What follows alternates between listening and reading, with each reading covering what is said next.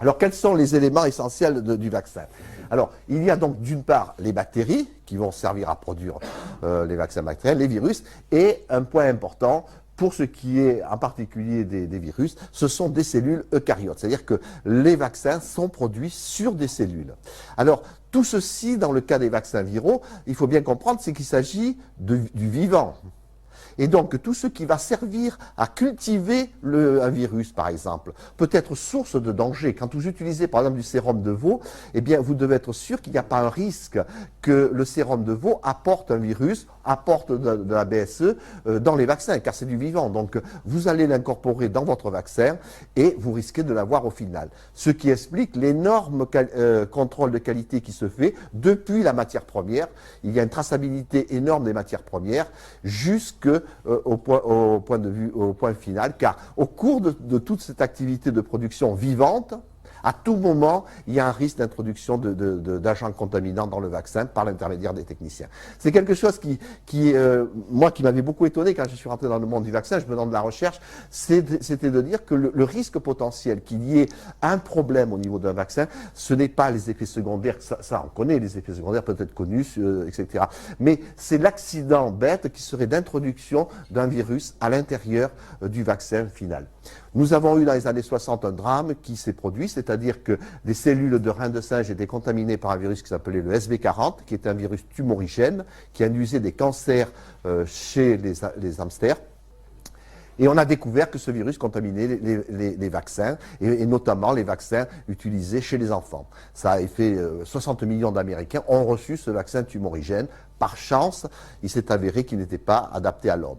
Mais ça avait été une grande crainte, et depuis cette date-là, 60, c'est l'obsession permanente qu'ont les industriels qu'une catastrophe identique puisse arriver. Ça s'est reproduit, ça se reproduira, des agents contaminants. Très récemment, on a découvert dans le vaccin rotavirus de JSK, un circovirus d'origine porcin.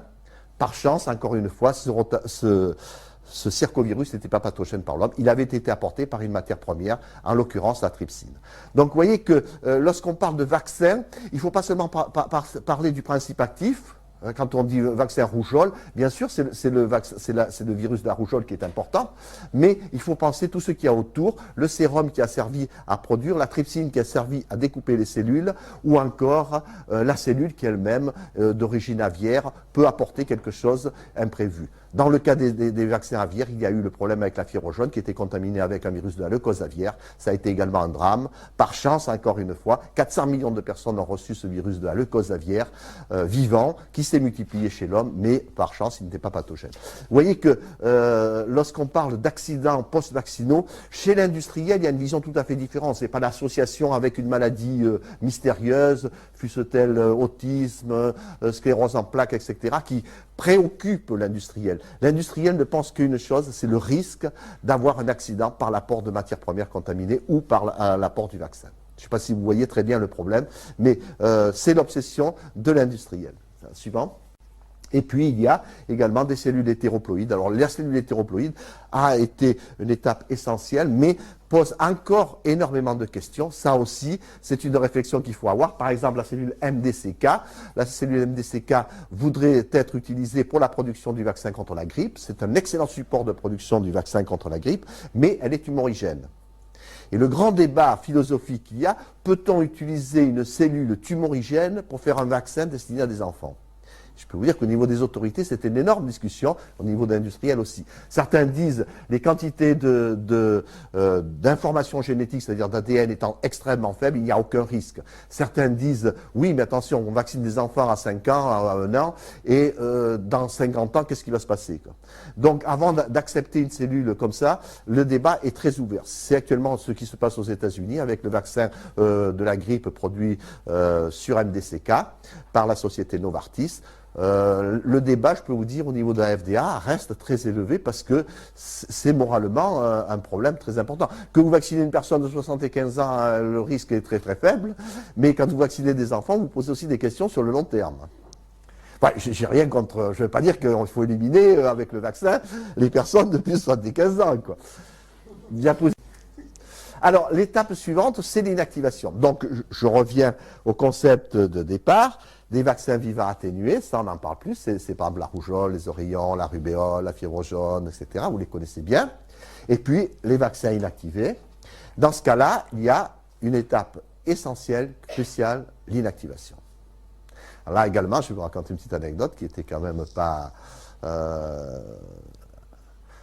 anecdotique du tout. Enfin, c'est en 1955, lorsque le premier vaccin contre la polio a été mis au point par Jonas Salk.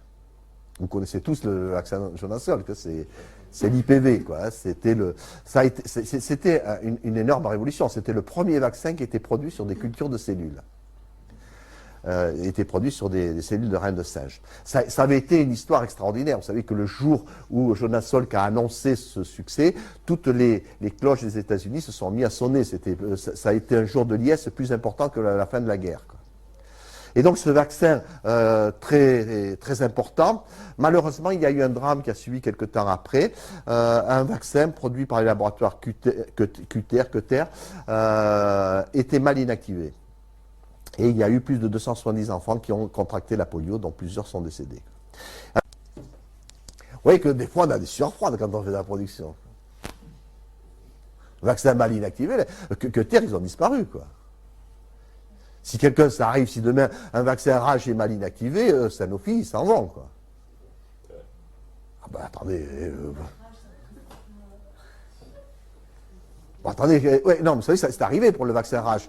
C'est arrivé au Brésil, où il y a eu plusieurs dizaines de personnes qui sont mortes de rage, hein. Alors, petite histoire, concernant la fièvre jaune, c'est assez intéressant parce que ce qui s'est passé, c'est que pendant la guerre, l'armée américaine avait décidé de vacciner tous ses soldats qui partaient, ainsi que les Anglais. Les Français, non, mais j'y de peine à avoir beaucoup, c'est pour ça. Donc, on a vacciné tous, et malheureusement, il y a eu une dramatique épidémie d'hépatite B. Et il y a eu 28 000 cas d'hépatite B suite à la vaccination contre la fièvre jaune. Et c'était incroyable parce qu'il y avait des sous-marins dans lesquels il y avait une épidémie d'hépatite B, etc. Ben, ça ne se déclarait pas évidemment tout de suite. Et parmi les gens qui ont été vaccinés, il y en a eu un qui était très fameux, c'était Churchill. Churchill a été vacciné avec un vaccin fièvre jaune contaminé par l'hépatite B. Alors, son biographe disait que vu l'état du foie de Churchill, qui était pas, c'est un miracle que la guerre n'a pas basculé. Il a fait une hépatite inapparente. Mais enfin, la guerre aurait pu changer là. Vous voyez que les vaccins peuvent avoir des conséquences sur l'avenir du monde. Maintenant, rapidement, pour finir, je veux dire comment faire un vaccin. Alors, c'est ça qui est très intéressant, parce que comment faire un vaccin, c'est qu'on ne sait pas le faire. Non, mais surtout qu'à la télé, ça va passer partout, ça. Non, mais vous allez le diffuser, comme ça tout le monde va savoir que j'ai sorti l'année, non? Bon, comment faire un vaccin? Alors, c'est ça qui est le plus intéressant, c'est qu'il n'y a pas de recette. Chaque fois qu'il y a un virus nouveau qui arrive, c'est un problème. Comment développer un nouveau vaccin? Le meilleur exemple, c'est le VIH. Quand le VIH est arrivé, en 2004, Robert Gallo et toute l'équipe américaine avaient dit on a le virus, dans 2 ans, dans le vaccin, banal, on va cloner l'AGP 120 et puis on va faire un vaccin. 30 ans après, il n'y a pas de vaccin. Et c'est ça qui est assez intéressant, c'est il n'y a pas de solution miracle pour produire un vaccin. On ne sait pas vraiment comment. Historiquement, c'est qu'un vaccin qui ne marche pas dès le début, on n'arrive pas à le faire marcher par la suite. On a par exemple le paludisme, ça fait X années. L'herpès, les premiers vaccins herpès qui avaient été faits dans les années 60, l'herpès, ça ne marche toujours pas. Je ne vous parle pas de la syphilis, etc. Mais ce qui est assez étonnant, c'est que lorsqu'on bute sur un vaccin, on a extrêmement du mal à récupérer la suite. Et ce qui est intéressant, c'est que généralement les vaccins marchent très facilement au premier coup, comme l'hépatite B. L'hépatite B, c'est assez extraordinaire. Vous voyez un petit fragment de protéine qui vous protège un organisme comme le foie, quoi. C'est quand même assez extraordinaire. Eh bien, là, l'hépatite B, ça a marché au premier coup et ça a marché très facilement. Donc, ce qui est assez étonnant dans l'histoire des vaccins, c'est que généralement, quand on lance un vaccin, ça marche très vite. L'hépatite A, etc. Si ça ne marche pas, c'est dur, ça devient dur. Pourquoi? Je pense qu'une des raisons essentielles de l'histoire du vaccin, c'est qu'on ne comprend pas comment marchent les vaccins. Tout simplement parce qu'une fois qu'un vaccin a été mis au point, plus personne ne s'intéresse au vaccin. Et si bien que de nos jours, lorsqu'un virus nouveau apparaît, on ne sait pas comment les autres vaccins ont marché et est-ce qu'on peut s'inspirer d'autres vaccins. Je pense que les progrès, si on veut faire des progrès dans l'avenir dans le domaine de la vaccinologie et des vaccins nouveaux, c'est d'étudier d'abord la réponse immunitaire. Parce que cette histoire de dire j'ai un virus, je l'inactive et j'en fais un vaccin, on voit très bien que si ça marche, ça marche pas, on ne sait pas quoi faire. Le VIH, on ne sait vraiment pas quoi faire parce qu'on se retrouve devant une situation inédite, c'est-à-dire la protection de l'immunité mucosale. Jamais on a pu faire un vaccin avec une protection mucosale, que ce soit contre la syphilis, que ce soit contre les gonocoques. On n'a jamais pu protéger, tout simplement parce qu'on met toujours la charrue avant les bœufs, c'est ça, hein. Et donc, on ne connaît pas comment marchent les vaccins, et chaque fois qu'il y a un vaccin, on voudrait trouver une solution. Alors,